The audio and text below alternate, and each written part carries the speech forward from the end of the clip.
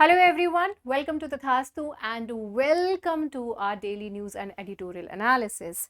Before starting अपना जो है हम analysis start करें editorial and news analysis उससे पहले खुशखबरी कल जो हमारा रह गया था DNA वो आज हो जाएगा कवर. ठीक है, क्यों? क्योंकि आज द हिंदू को तो कुछ आया ही नहीं, राइट. एक इम्पॉर्टेंट टॉपिक है जो कि मैं सेपरेटली कवर करूंगी और वो है पार्लियामेंट. ठीक है, तो 75 ईयर्स ऑफ पार्लियामेंट, 75 साल पार्लियामेंट के, और उसके साथ साथ पार्लियामेंट जो हमारा नया पार्लियामेंट, पुराना पार्लियामेंट, एक तो पार्लियामेंट क्या है, ठीक है, उसके साथ साथ ये जो पार्लियामेंट की बिल्डिंग है, तो old one and new one, उनकी भी हम सारी डिटेलिंग एक सेपरेट वीडियो में करेंगे, पूरा A to Z. ठीक है, तो उस टॉपिक को मैंने इसमें टच नहीं किया, जो कि आज के हमारे इंडियन एक्सप्रेस में वो एक इंपॉर्टेंट चीज थी जो कि आई हुई थी. ठीक है, चलिए तो स्टार्ट करते हैं हमारा आज का DNA which is being presented by me. My name is Khushboo. Let's get started. But first of all we will see the table of contents, जो कि बहुत ज़्यादा ज़रूरी है. टेबल ऑफ कंटेंट्स क्या है? शांति निकेतन. सो शांति निकेतन को UNESCO world heritage site declare कर दिया गया है, जो कि बहुत ही अच्छी बात है. फिर आता है प्रोजेक्ट चीता अ ईयर ऑन. प्रोजेक्ट चीता, जिसके अंतर्गत हमने कुछ चीतास को एक तरीके से इंपोर्ट किया था, तो उससे रिलेटेड हम चीज़ें जानेंगे. एक रिपोर्ट आई है, that we will get to know. And project cheetah के बारे में भी जो है हम सारी इंफॉर्मेशन कलेक्ट करेंगे. नेक्स्ट आता है India is at a pivotal moment in its health care journey. तो ये जो हमारा हेल्थ एंड AI, मतलब क्या बोलते हैं, साइंस एंड टेक भी है एंड प्लस हमारा हेल्थ भी है, तो ये सारी चीज़ें जो है इसमें कवर करेंगे. कल का एडिटोरियल था which was really very nice and it was suppose to be covered. Santiniketan का कल भी इंफॉर्मेशन था और आज भी था इंडियन एक्सप्रेस में, तो इस वजह से पूरा जो है यहाँ पे ओवरऑल आ जाएगा, right. So now what I have planned that we will be covering limited number of news and editorial, लेकिन उसको हम एकदम डिटेल्ड मैनर में करेंगे A to Z, ताकि आपकी सारी चीज़ें एक जगह पे कवर हो जाए. Okay, and please keep on watching my this daily news and editorial analysis. Why? क्योंकि बहुत सारी चीज़ें बार बार रिपीट होती हैं, तो उन्हीं सारी चीज़ों को बार बार रिपीट करने का मतलब नहीं बनता है. Okay, so please stick to the videos. Now let's move on to the information, and the information is related to the courses of Tathastu. कौन से courses हैं? MSLV, NCERT module and philosophy. You can take admission in any of these. PSLV, which is the prelims oriented course, जो कि अभी launch होगा कुछ time period में, तो you can definitely inquire about it, register also. So these are the courses. अगर इसमें से आपको किसी में भी रजिस्टर कराना, अपने आपको एनरोल कराना है, तो you can visit thetathastuics.com. इनसे रिलेटेड इन्फॉर्मेशन भी चाहिए तो you can visit our website, and apart from that the numbers are given over here, so you can call. यहाँ पे आपको सारा इन्फॉर्मेशन, कोई डाउट है, कुछ भी है, वो सारा चीज़ प्रोवाइड कर देंगे. Apart from that this is the address. Okay, तो ये जो एड्रेस है यहाँ पे भी आप विजिट कर सकते हो. ओके, चलो now let's move on to the very first topic, and the topic is related to bamboo, जो कि मैंने वहाँ पे इंक्लूड नहीं किया था, बट ये छोटी सी चीज़ है जो कोई आपको बता देंगे, फिर आगे मूव ऑन कर जाएंगे. So bamboo, world bamboo day is observed on 18th of September. Bamboo, ठीक है, बैम्बू जो है वो वर्ल्ड बैम्बू डे ऑब्जर्व किया जाता है कब? 18th September को, राइट. चलो now let's move on to the very first thing. Santiniketan को यूनेस्को ने वर्ल्ड हेरिटेज लिस्ट की टैग, मतलब वर्ल्ड हेरिटेज लिस्ट जो है उसमें इंक्लूड कर लिया है, which is really very good, which is really very good. हम इसमें ये टॉपिक को आगे फर्दर प्रोसीड करें उससे पहले जो है हम एक क्वेश्चन देख लेते हैं. This question was asked in this year's mains paper. हमारा जो मेंस पेपर है GS पेपर 1, तो उसमें जो है ये क्वेश्चन आया हुआ था. ओके, क्वेश्चन क्या था? What was the difference between Mahatma Gandhi and Rabindranath Tagore in their approach towards education and nationalism?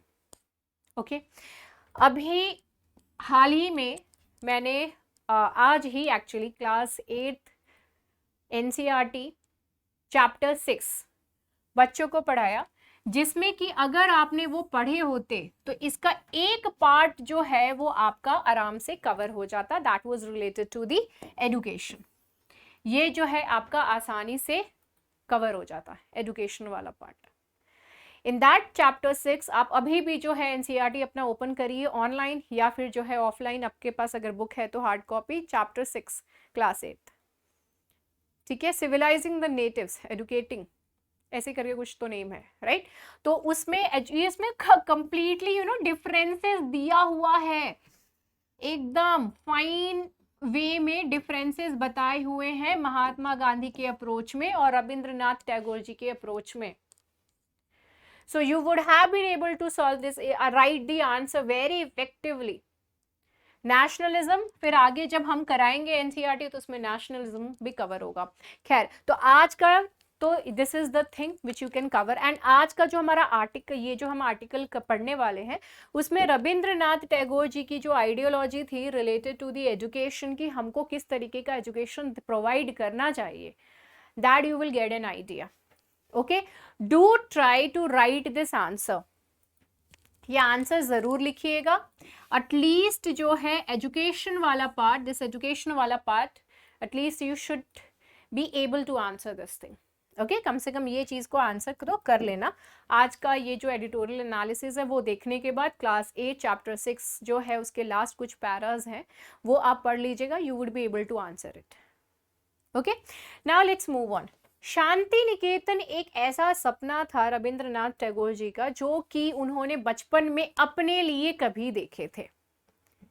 We will see that. First of all let's see Santiniketan, जिसको कि शांति, शांति मीन्स पीस, जिसको कि abode, जिसमें which means abode of peace, which is located in West Bengal's Birbhum district. तो वहां पे शांति निकेतन इन्होंने जो है एस्टैब्लिश किया था फॉर सम एजुकेशन पर्पस। किस टाइप के एजुकेशन पर्पस के लिए, दैट वी विल सी। सो इसको जो है यूनेस्को वर्ल्ड हेरिटेज की लिस्ट में डाल दिया गया है। इसको स्टार्ट किया, इसको डेवलप किया गया था 1901 में टैगोर जी के द्वारा। इज वे टैगोर एस्टैब्लिश्ड विश्व भारती यूनिवर्सिटी ऑल्सो। तो ये विश्व भारती यूनिवर्सिटी यहीं पे ही एस्टैब्लिश किया गया था and this has actually became 41st world heritage site when it comes to the UNESCO. This is really very good thing which actually happened to us. Shanti Niketan's cultural and historical significance. The Culture Ministry recently has proposed for the Shanti Niketan's inclusion in the UNESCO World Heritage, which has been, जिसको कि मान लिया गया UN के द्वारा, UNESCO के द्वारा, and उसको जो है फाइनली इंक्लूड भी कर लिए इसके अंतर्गत, राइट। अभी यहाँ पे जो है वो करने की वजह से क्या है, it actually highlights, this is the Santiniketan का एक छोटा सा एरिया है, इसके अलावा ये बहुत बड़ा है, this is really very huge, बहुत बड़ा ग्राउंड है यहाँ पर। तो it highlights the significance of human values, architecture, technology, monumental arts, town planning and landscape design. ये सारी चीजों को ये चीज जो है वो हाईलाइट करती है and it is like promoting the culture, the different kind of culture of education. एक अलग तरीके का जो कल्चर है एजुकेशन को लेकर के, वो इस चीज को ये शांति निकेतन हाईलाइट करती है। अभी इसको हम फर्दर आगे पढ़े उससे पहले जो है मैं थोड़ी सी चीजें आपको बता दूं, which is again from the NCERT itself. You can see that how much important is this NCERT. सी हम हमेशा ये सुनते हैं तो चलो ठीक है प्रीलिम्स के क्वेश्चंस जो हैं वो एनसीईआरटी से सॉल्व हो जाएंगे, मेंस के क्वेश्चन भी सॉल्व हो रहे हैं, तो you can understand that how much it actually matters and how much important is this.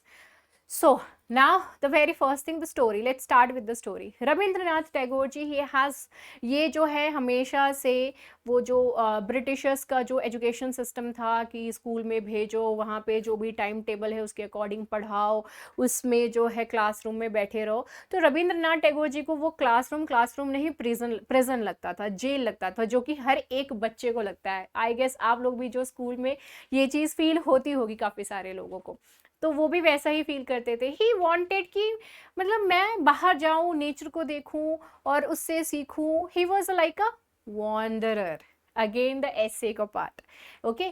तो माइंड में he was like that only, right. तो he wanted something like this, ठीक है। अभी इसी बीच में क्या हुआ, इनके जो पिताजी थे जिनका नाम महर्षि देवेंद्रनाथ टैगोर था, इन्होंने शांति निकेतन की जो लोकेलिटी है, कहाँ पे, बीरभूम डिस्ट्रिक्ट में, वहाँ पे उन्होंने जो है एक अपना छोटा सा जो इनकी एक एक्चुअली इनकी एक प्रॉपर्टी थी वहाँ पर, ठीक है, वहाँ पे वहाँ पे जो है इन्होंने अपना एक विद्यालय वो स्टार्ट किया, ठीक है, विद्यालय इन्होंने स्टार्ट किया। 1888 में रविंद्रनाथ टैगोर जी उन्होंने वहाँ पे ब्रह्म विद्यालय स्टार्ट किया, जो कि एक ट्रस्ट डीड के थ्रू जो है he actually started that. Later on यही चीज जो है वो पास ऑन करी गई रविंद्रनाथ जी को।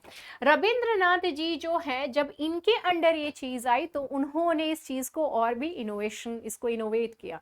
1901 में फाइनली 1901 में शांति निकेतन की स्थापना हुई। और ये शांति निकेतन में क्या था कि बच्चे जो हैं वो क्लासरूम में बंद करके नहीं पढ़ रहे हैं, बल्कि वो पेड़ों के नीचे खुले एनवायरनमेंट में बैठ करके पढ़ रहे हैं। आज के डेट में भी आप वहां पे जाएंगे तो यही कल्चर फॉलो किया। जब हम बहुत छोटे थे, जब हम शांति निकेतन गए थे, तब भी वहां पे यही कल्चर थी, and we were so excited to see something like this, क्योंकि ऐसा कुछ जो है, हम भी बहुत छोटे थे तो हम लोगों को भी वो सारी चीजें को बहुत एक्साइटमेंट वाली लग रही थी कि अच्छा ऐसा भी कुछ होता है, ऐसे भी पढ़ाई होती है। We never knew this thing, so that was quite new for us, काफ़ी ज़्यादा न्यू था हमारे लिए। तो रविंद्रनाथ टैगोर जी हैं, वो चाहते थे कि हमारा जो एजुकेशन सिस्टम है, हमारा जो कल्चर रहा है, जिस तरीके से गुरु शिष्य परंपरा जो हमेशा से रही है, हम उस चीज को मेंटेन करेंगे, right. Rabindranath Tagore ji completely western education के खिलाफ नहीं थे। He was not completely against the western education, but he was also not in favour of including everything related to the western education. वो ना ही वेस्टर्न एजुकेशन के कंप्लीटली खिलाफ थे और ना ही इसके फेवर में भी थे कि भाई हम पूरा का पूरा वेस्टर्न एजुकेशन का जो स्टाइल है वो हम अपना ले। He was not in favor of that. Now what? तो इन्होंने क्या किया, जो भी इनको वेस्टर्न स्टाइल अच्छी लगी थी उस चीज को इन्होंने अपने शांति निकेतन में इंक्लूड किया, प्लस अपनी जो गुरु शिष्य परंपरा है कि गुरु पढ़ा रहे हैं और बच्चे जो है आराम से बैठे हुए हैं और पढ़ रहे हैं, तो वो चीज जो है वहां पे कंटिन्यूड रही। Okay, so here you can see a kind of amalgamation of good things of both the cultures, ठीक है। तो वेस्टर्न एजुकेशन कल्चर और इंडियन एजुकेशन कल्चर जो है, ये दोनों के ही जो बेस्ट प्रैक्टिसेस थे, जो उनको अमेलगमेट करके इन्होंने शांति निकेतन सामने रखा, जहां पर कि बच्चे नेचर भी देख रहे हैं और उसके साथ साथ खुली हवा में उनको पढ़ने का भी जो है वो मौका मिल रहा है। They are doing that, right. So this is how actually Shanti Niketan was established in 1901 with this particular vision. Now when it comes to Gandhi ji philosophy, जैसा कि हमने उसमें देखा क्वेश्चन में गांधी जी का एंड रविंद्रनाथ टैगोर जी का डिफरेंस पूछ रहा है, उस एनसीईआरटी में करेक्टली जो है उसमें एकदम पॉइंट टू पॉइंट जो है डिफरेंसेस दिया गया है। Gandhi ji was completely against the western style of education. He was not like कि नहीं हमको चाहिए ही नहीं, वो कंप्लीटली ही निगेट कर दिए थे। लेकिन यहाँ पे जिस तरीके से बुद्ध भगवान कहते हैं कि मध्यम पाथ अपनाओ करके, तो इन्होंने वो पाथ अपनाया जिसमें कि मध्यम मार्ग अपनाया, जिसमें कि दोनों की ही अच्छी चीजें मिला करके उन्होंने शांति निकेतन बनाया। Gandhi ji was completely against that. He wanted कि पहले जिस तरीके से पाठशालाएं चल रही थी एकदम कंप्लीटली हम वैसा ही काम करें, हम नया कुछ जो है वैसा नहीं करें। Okay, so this was his idea of education, and when it comes to Rabindranath that was quite different, ठीक है। अब यहाँ पे जो है 1901 में 1901 में ब्रह्मचर्य आश्रम जो है रविंद्रनाथ जी ने उसको इनिशिएट किया था at that particular location, and later on उसको जो है पथ भावना जो है वो नाम दे दिया गया फ्रॉम द ईयर 1925 ऑनवर्ड्स, ठीक है। रविंद्रनाथ टैगोर जी को नोबेल लॉरिएट कहा जाता है, क्यों? क्योंकि उनको नोबेल प्राइज मिला था लिटरेचर में। Okay, apart from that Tagore ji की जो फैमिली है उन्होंने अच्छा खासा कॉन्ट्रीब्यूशंस किया है related, they have been really very good contributor when it comes to the cultural and social enrichment of the Bengal. Apart from that all of us are aware of this thing, a few days back only MCQs में हमने किया था कि जो रविंद्रनाथ टैगोर जी ने national anthem लिखा है 2 countries का, ठीक है। एक तो हमारा लिखे हैं और नेशनल एंथम कहाँ का लिखा है? बांग्लादेश का, अमार सोनार बांग्ला। और यहाँ पर क्या है? जय हिंद, जय है जय है जय है ना। तो हमारा जय हो, भारत का जय हो, ठीक है। So this is what his idea. So इनका जो आइडिया था कि सस्टेनेबल एनवायरनमेंट में जो है हम फॉस्टर करें, एजुकेशन दे, नो वॉन्डरर्स जो हैं बच्चे, क्योंकि इनका ये सोचना था ना कि बच्चे जो होते हैं ना एक्चुअली उनका माइंड बहुत चंचल होता है, they want to learn things, they want to know about the things. So उनको वो चीज़ें जो मिले खुले माहौल में, अगर आप बच्चे को बंद करके रखेंगे तो उसका थिंकिंग एंड जो बच्चा स्वच्छंद है उसकी थिंकिंग, उसका अप्रोच टोटली डिफरेंट होता है, right. Freedom of expression, Tagore का जो सिस्टम था इनका एजुकेशन को लेकर के, वो चाहते थे कि ऐसा एजुकेशनल एटमॉस्फेयर हो शांति निकेतन में जहाँ पर कि जो बच्चे हैं वो सेंस ऑफ फ्रीडम को एक्सपीरियंस कर सके even with in the structured confines of a school, कि वो भले ही स्कूल हो लेकिन उसके साथ साथ बच्चे क्या कर सके, बच्चे जो है चीज़ें सीख सके। ऐसा ना हो कि भाई बच्चे जो है कंप्लीटली बस फ्रीडम वाला ही रह जाए और या फिर जो है सिर्फ कंप्लीटली स्कूल में ही बंद करके रह जाए, दोनों चीज़ें नहीं होनी चाहिए, दोनों का अच्छा खासा जो है अमेलगमेशन वो चाहते थे। आर्ट्स एंड साइंसेस, विश्व भारती यूनिवर्सिटी जो है यहाँ पे अच्छा खासा एकेडमिक प्रोग्राम्स है डिफरेंट तरीके के, जैसे परफॉर्मिंग आर्ट्स है, सोशल साइंसेज है, ह्यूमैनिटीज़ है, नेचुरल साइंसेज है, फाइन आर्ट्स, म्यूजिक, एजुकेशन, दी एग्रीकल्चरल साइंसेज, रूरल रिकंस्ट्रक्शन, ये सारी चीज़ों का जो एजुकेशन है यहाँ पर प्रोवाइड करा जाता है।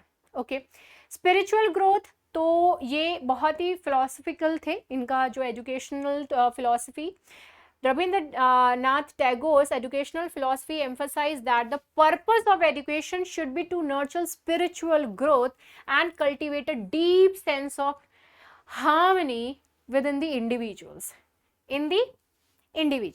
That is what his thought process about the education, कि यहाँ पर क्या होना चाहिए कि जो एक inner harmony है वो मेंटेन रहे, कल्टिवेट किया जा सके, स्पिरिचुअल ग्रोथ जो है वो चीज़ें हो सके। करिकुलम शांति निकेतन की क्या थी, वहां पे curriculum walk, nature walks and field trips, and इसके साथ साथ it placed a strong emphasis on observing and understanding natural phenomena. तो नेचर के बीच में हो तो ऑब्वियस सी बात है कि ये चीज तो होना is very much possible. Apart from that, in addition to a conventional subjects, vocational education जो है वो भी यहाँ पर provide करे जाते हैं, so that is also again a good thing. Flexible classrooms रहे हैं, टाइम टेबल्स जो है वो इस तरीके से डिज़ाइन किए गए हैं जो कि अडेप्टेबल हो और जिसको कि वेदर के कंडीशंस के हिसाब से चेंज करे जा सके। फेस्टिवल्स भी होते हैं तो उसको भी ध्यान दे करके चीज़ें जो हैं वो अडेप्ट करी जा सके। So that is the reason why the flexible classrooms has been done. Now let's check out one previous year question जो कि बहुत ही डिफिकल्ट था जब ये चीज़ आई थी। 2021 की है, 2021 का ये प्रीवियस ईयर क्वेश्चन है which was really very difficult. यहाँ पे क्वेश्चन था कि with reference to Mandapalle of Andhra Pradesh which one of the following statement is correct. कौन सा स्टेटमेंट जो है वो यहाँ पर करेक्ट है? मदानपल्ले, ठीक है। पहला ऑप्शन यहाँ पे दिया गया था कि Pingali Venkaiah designed the tricolour Indian national flag over here, इस पर्टिकुलर एरिया में। दूसरा था Pattabhi Sitaramayya led the Quit India movement of Andhra region from here. Third is Rabindranath Tagore translated national anthem from Bengali to English over here, over this particular place. Next is Madam Blavatsky and Colonel Olcott set up the headquarters of Theosophical Society first here. अब ये जब आप options पढ़ते हो after reading the question you will definitely feel कि my God यार इसका answer क्या होगा, this is really very confusing. सबसे पहले दिमाग में और कुछ आए ना आए, ये वाला चीज जरूर लगेगा कि ये तो हो ही नहीं सकता है। Okay, but this was the answer, this was the correct answer. It was really really very difficult. हमेशा यूपीएससी ऐसा क्वेश्चन दे ही देती है, हमेशा ऐसा क्वेश्चन दे देगी जो कि उसमें से मतलब ऐसे 2-3 क्वेश्चन होंगे जिसका कि आंसर समझ में ही नहीं आएगा, राइट? क्योंकि उतना जो है इन डेप्थ जाकर के कोई नहीं पढ़ता है, तो इस टाइप के क्वेश्चन को लेकर के टेंशन नहीं लेना है, right? So the answer was Rabindranath Tagore ji, he actually translated our national anthem Jana Gana Mana over there from Bengali to English. Okay. World heritage sites, UNESCO जो है world heritage site actually announce करती है, and this is territory safeguarded through an international territory which is being managed by UNESCO, जो है इसको manage करती है, जिसको एस्टैब्लिश किया गया था कहाँ पे, 1972 में। साइट्स को जो है 3 तरीके से क्लासिफाई किया जाता है, it is talking about sites, ठीक है। 3 डिस्टिंक्ट कैटेगरीज में, cultural heritage sites, natural heritage sites and mixed heritage sites. Cultural heritage sites यहाँ पर क्या है, this category encompasses structures of historical importance, जो भी स्ट्रक्चर्स हैं जो कि हिस्टोरिकल इंपॉर्टेंस वाले हैं उसको इसमें क्लासिफाई किया जाता है cultural heritage. Urban areas of significance, urban areas जो कि सिग्निफिकेंट है, बहुत इंपॉर्टेंट है। जो भी आर्कियोलॉजिकल साइट्स हैं जो कि बहुत ही वैल्यूएबल हैं, जैसे कि आईवीसी, ढोलावीरा, ठीक है, इस टाइप के साइट्स हो गए। क्रिएशंस ऑफ मॉन्यूमेंटल आर्ट और स्कल्पचर, तो इस टाइप के जो स्कल्पचर्स होते हैं वो भी इंपॉर्टेंट है। नेक्स्ट आता है नेचुरल हेरिटेज साइट्स। ये जो साइट्स हैं this is bestowed upon the natural areas, क्योंकि नेचुरल हेरिटेज साइट बोल रहा है तो जो भी नेचुरली एक्सेप्शनल है, इंपॉर्टेंट है, उस टाइप के साइट्स। कौन से, वो नेचुरल एरियाज जो कि डिमॉन्स्ट्रेट करते हैं exceptional ecological and evolutionary processes which houses the endangered species, जो कि endangered species हैं जहाँ पर, which showcase the remarkable natural phenomena also। तो ये सारी जो है वो किस में आते हैं, नेचुरल हेरिटेज के अंदर आते हैं। अब मिक्स्ड हेरिटेज साइट्स कौन से हो गए, ये वो है जहाँ पर कि आपको नेचुरल और कल्चरल इंपॉर्टेंस, दोनों ही इंपॉर्टेंस के पर्सपेक्टिव से वो वाली इंपॉर्टेंट साइट्स हो गए, ठीक है, जो कि हिस्टोरिकल और एनवायरमेंटल सिग्निफिकेंस वाले हैं, जो एक ही जगह पे मिल जाए, ठीक है। तो इस टाइप के जो साइट्स हैं उनको हम मिक्स्ड हेरिटेज साइट्स की कैटेगरी में लाते हैं। Okay, now let's move on to the next topic, जो है प्रोजेक्ट चीता और ईयर ऑन। प्रोजेक्ट चीता से रिलेटेड है, इसके बारे में हम इसमें जानेंगे।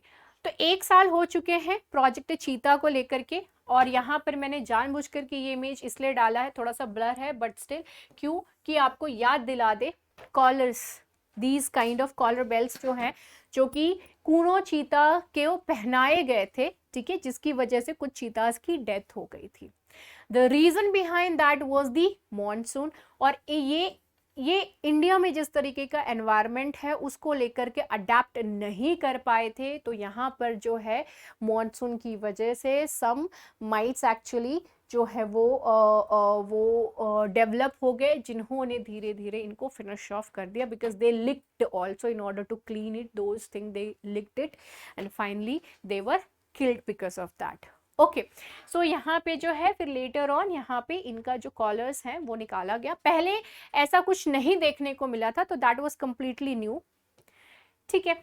सो success, short term success of India चीता री इंट्रोडक्शन प्रोग्राम, चीता जो है इंडिया में कंप्लीटली फिनिश ऑफ हो गए थे, सो वी एक्चुअली नीडेड चीता टू बी री introduced over here in India. अब ये हमको करना क्यों जरूरी है, क्यों जरूरी था बाबू बताइए। तो जरूरी इसलिए था क्योंकि हमारा ये जो पूरा इकोसिस्टम है, ये जो पूरा चेन है वो डिस्टर्ब हो जाता है। यहाँ पे एक छोटे से कीड़े से लेकर के एक बड़ा जानवर, everyone plays really very important role, तभी तो वो उस पर्टिकुलर एरिया में मिलता है, तभी तो उसका उस तरीके का स्ट्रक्चर है। Like over here itself if you see, ये जो चीता है इनकी आईज यू कैन सी कि किस तरीके से हैं, और यहाँ पर आप इनके इस साइड देखें तो ये जो लाइंस इस तरीके से बनी हुई हैं black, it is there, and वो जो है इम्पॉर्टेंट है इनके लिए। कैसे, क्योंकि ये जनरली अपने प्रेज के ऊपर अटैक जो है, अपने शिकार के ऊपर अटैक करते हैं डे टाइम में। कब अटैक करते हैं, डे टाइम में अटैक करते हैं। So when they attack on the day time, so what happens, जो सन की रेज इस तरीके से इनके आईज पे पड़ती हैं, तो because of the black colour it is actually not getting reflected, right. तो उनकी आईज में किसी तरीके की इम्पैक्ट नहीं पकड़ती होता है, and they can concentrate on their prey to attack over them, उनको अटैक करने के लिए। So you can see that, ये मैंने एक तरीका बताया कि किस तरीके से वो नेचर के हिसाब से, अपना कलर एंड नेचर के हिसाब से, एनवायरनमेंट के हिसाब से अपने आप को अडेप्ट किए हुए हैं animals over the period of time, over the period of time, right? So everyone actually plays really very important role in the environment and we need to have, okay, तो इनको इंट्रोड्यूस किया गया। तो यहाँ पर जो है अभी रिसेंटली रिपोर्ट, ये जो अभी एनिवर्सरी हुई, फर्स्ट एनिवर्सरी, तो इसमें क्या था कि 12 चीताज जो हम इंट्रोड्यूस किए थे पिछले साल, ठीक है, तो इसकी एनिवर्सरी पे जो है एक रिपोर्ट रिलीज किया गया जिसमें ये कहा गया कि सक्सेसफुली कंजर्व हो चुके हैं। एंड यहाँ पे जो पॉपुलेशन है चीता की वो एस्टैब्लिश करने की जो हमारी कोशिश थी वो जारी है, and it has been observed that yes we can do this thing, which are large carnivores। ये क्या है? carnivores, herbivores, carnivores, omnivores, carnivores, the meat eating animals, right? So these are the carnivores animals। तो this has been successfully implemented, एक तरीके से कह रहे हैं। कुछ चीतास की डेफिनेटली डेथ हुई है। यहाँ पर आप देख सकते हैं कि क्या चीज़ दिया हुआ है। 20 चीतास को इंट्रोड्यूस किया गया, 8 को नामीबिया से, 12 को साउथ अफ्रीका से। कहाँ पे? कूनो नेशनल पार्क में। कूनो नेशनल पार्क में जो कुछ चीतास की डेथ भी हुई, तो 20 आर देयर, एंड यहाँ पे 21 चीतास को रखने के लिए पूरा स्पेसिफिक एरिया है। This has been defined over here, ये जो पहले इस सारी चीजों को किया गया था, ठीक है। अब यहाँ पे जो है अफ्रीकन चीता और एशियाटिक चीता का जो है कुछ डिफरेंस दिया हुआ है।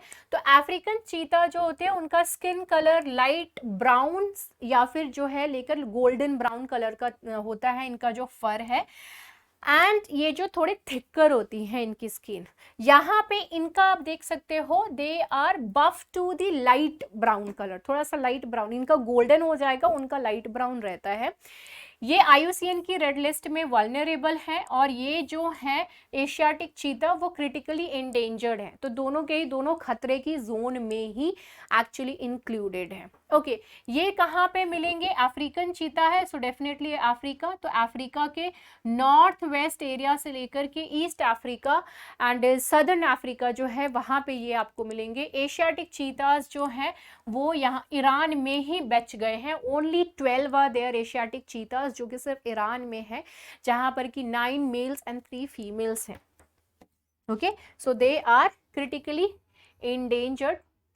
Okay, now the project cheetah. Project cheetah के बारे में हम थोड़ा सा जान लेते हैं। तो प्रोजेक्ट चीता का क्या है? It aims to introduce a steady influx of 5 to 10 cheetahs हर मतलब each year for the next decade. अगले 10 साल क्या करना है? 5 से 10 चीता जो है वो इंट्रोड्यूस करने की बात हो रही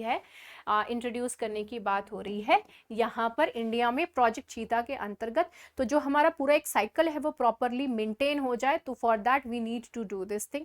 एंड ऑब्वियसली बात है, कुछ की डेथ्स होगी, कुछ बचेंगे, बिकॉज अगर वो जब तक अडेप्ट नहीं कर पाएंगे एनवायरमेंट में, they won't be able to survive. Okay, so that is very important over here. Aim क्या है? The ultimate aim over here is to establish a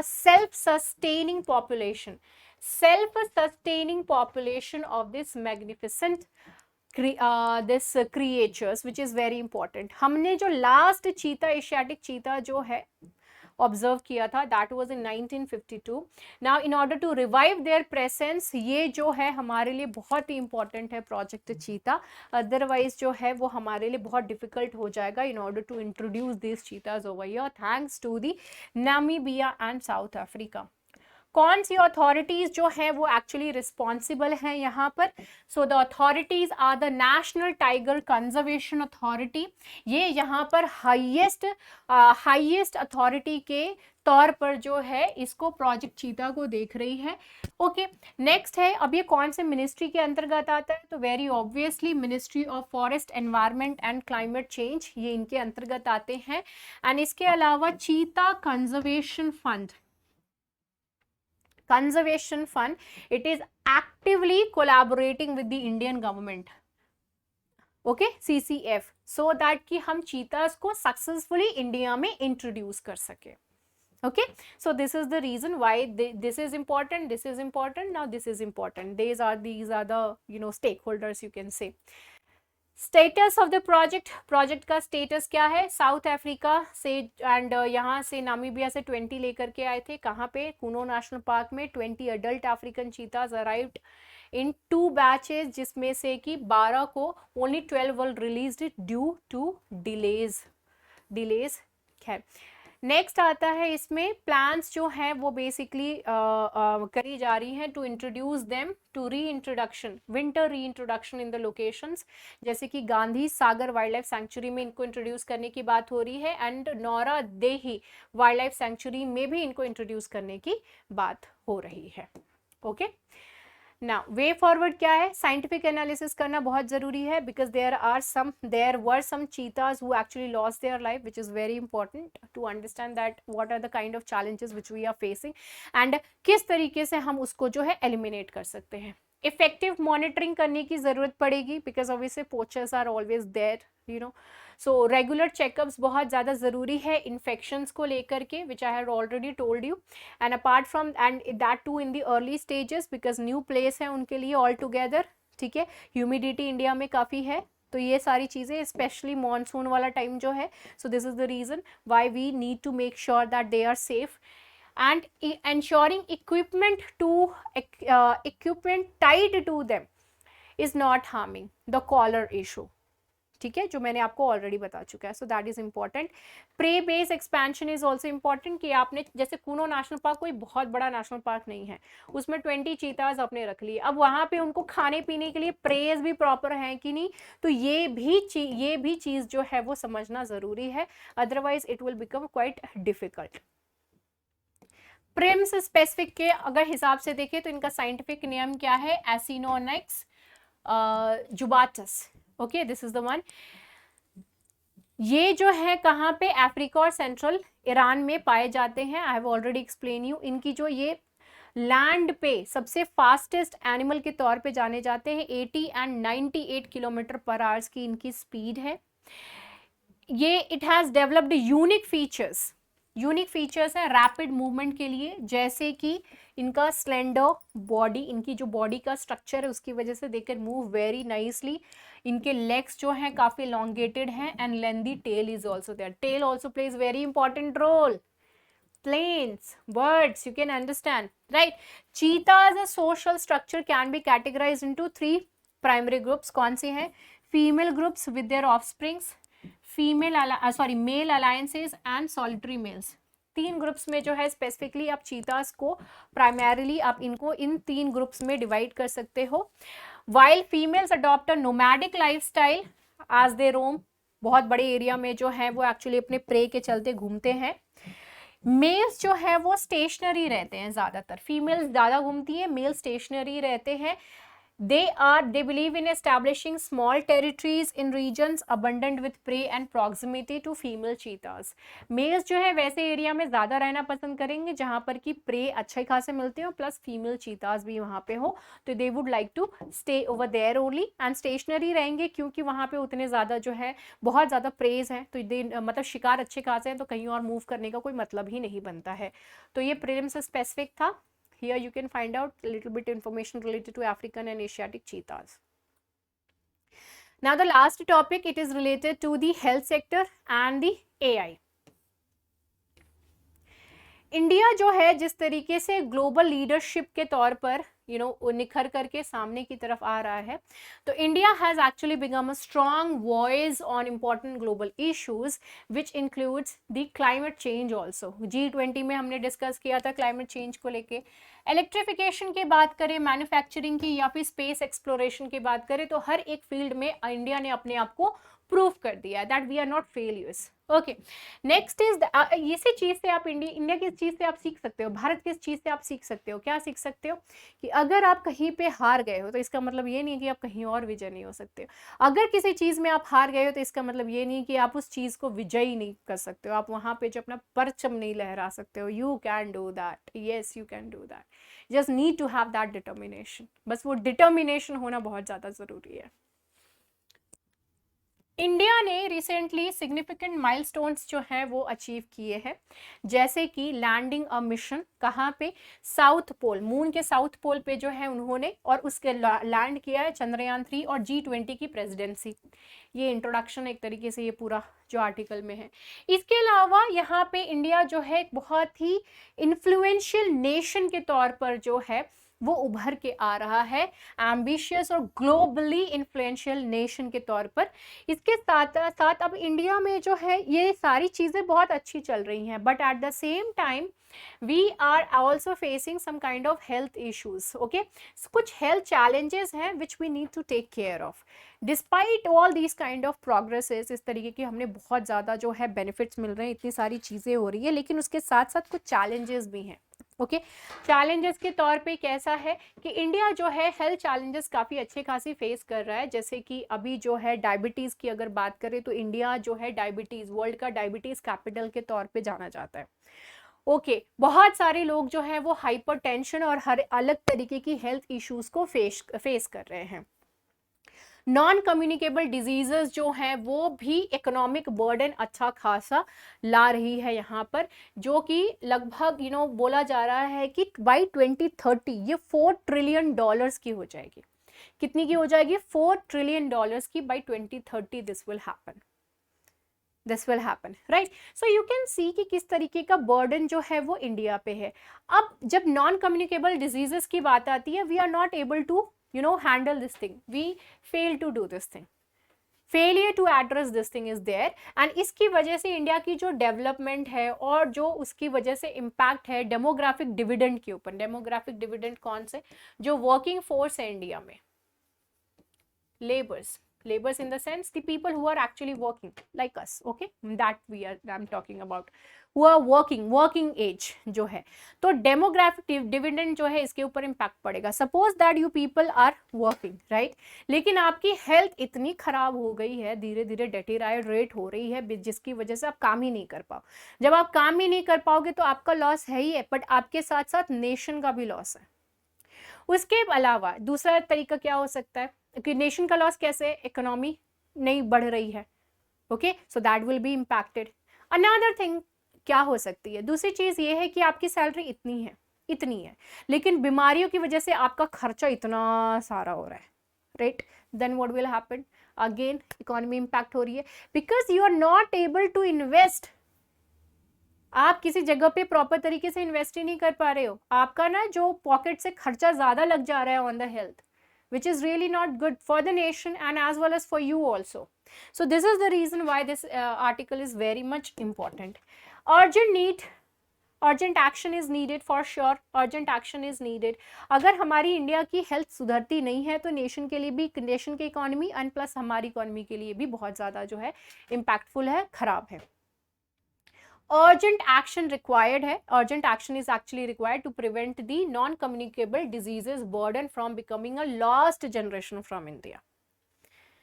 non communicable diseases की वजह से कोई दिक्कत हो उससे पहले जो है वहाँ पे हमको एक्शन लेने की ज़रूरत है। So comprehensive health checks are important, जिसमें कि उसके साथ साथ एडवांस्ड स्कैन्स बहुत ज़्यादा ज़रूरी है, हेल्दी और लाइफस्टाइल्स को प्रमोट करना ज़रूरी है।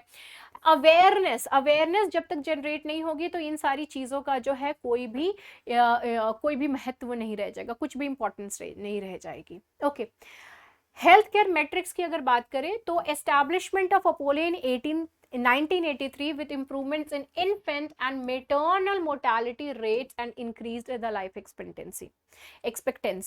तो अपोलो की स्थापना 1983 में हुई थी। उसके बाद इन्फेंट डेथ की जो रेट है, मोर्टैलिटी की रेट बात करें या फिर मेटर्नल मोर्टैलिटी रेट की बात करें तो all has actually came down. Birth rate अच्छी इंक्रीज हो गई और यहाँ पे डेथ रेट जो है वो धीरे धीरे कम होने लगी, लाइफ एक्सपेक्टेंसी जो है वो इंक्रीज हो गई, ज़्यादा साल जो है हम लोग जीने लगे। सो that was a kind of, ये अपोलो 1983 मतलब अपोलो की एस्टैब्लिशमेंट को लेकर के क्यों कहा है गया है? Because that has marked really very important point in our history of health, इस वजह से। ओके, इंडिया की हेल्थ इंफ्रास्ट्रक्चर की अगर हम बात करें तो हम बहुत बोलते हैं कि भाई we boast a lot that India में world class health care infrastructure है, क्लिनिकल टैलेंट है यहाँ पर, हाई क्वालिटी केयर जो है हम ये सारी चीज़ें प्रोवाइड कर पाते हैं, एंड वो सारी चीज़ें at a fraction. Global level पे जितना इतना खर्चा होगा तो इंडिया में इतना खर्चा होगा। ओके, तो we boast about these kind of things. Next is specialised areas. Specialised areas कैसे हैं? ऑर्गन ट्रांसप्लांट है इंडिया में अच्छा खासा। नेक्स्ट कार्डियोलॉजी, ऑन्कोलॉजी, ये सारी चीज़ें जो है मेडिकल वैल्यू ट्रैवल मतलब डेस्टिनेशन बना दी हैं ये इन तीनों की वजह से। India has become actually a destination for these kind of things. Medical travel, ठीक है, travel, value travel, it means that people in order to get these things done, ये सारी चीज़ें होने के लिए लोग दूसरे देश से इंडिया में आ रहे हैं कि सस्ते रेट में हो जाएगा और अच्छा हो जाएगा because of that. So medical tourism, you can say this thing. Proton beam therapy technology जो है वो भी इंडिया बहुत ही अच्छा खासा रीजनल लीडर है, एक तरीके से आप इसको कह सकते हैं कैंसर ट्रीटमेंट को लेकर के। So because of that also हम इस चीज़ की वजह से भी जो है वर्ल्ड में हम काफ़ी ज़्यादा फेमस हो रहे हैं and people are coming over here for this particular therapy. Okay, AI in healthcare, artificial intelligence is transforming healthcare globally. Even in India also बहुत सारी ऐसी चीज़ें हैं जो जिसको प्रोसेस करने के लिए, जिसको वर्क करने के लिए जो है we are using AI। Okay, तो AI को यूज़ करना is not wrong until unless it is harming in any way. Okay, तो AI यूज़ करना, बहुत सारे लोग AI को यूज़ करने को लेकर के बहुत ही गलत सोचते हैं, बट एवरीवेयर इज AI, कहाँ से आप जो है इसको एलिमिनेट करोगे। खैर, इंडिया का अच्छा खासा पोटेंशियल है and it leads in the AI driven health care innovation with a skilled pool of data scientist, जहाँ पे कि डेटा साइंटिस्ट अच्छे खासे इंजीनियर्स हैं, हेल्थ केयर प्रोफेशनल्स हैं।